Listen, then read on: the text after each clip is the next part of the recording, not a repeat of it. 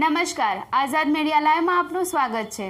રાજકોટ લોકસભા બેઠક પરથી કોંગ્રેસના ઉમેદવાર પરેશ ધાનાણી આજે જનસદ ખાતે યોજાયેલા કોંગ્રેસના કાર્યક્રમમાં જાતે રિક્ષા ચલાવીને પહોંચ્યા હતા, જેનો વિડીયો હાલ વાયરલ બન્યો છે।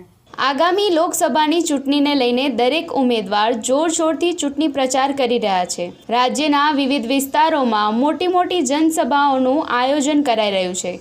ત્યારે બીજી તરફ રાજકોટ લોકસભા બેઠકથી કોંગ્રેસના ઉમેદવાર પરેશ ધાનાણી અનોખા અંદાજમાં ચૂંટણી પ્રચાર કરતા જોવા મળી રહ્યા છે।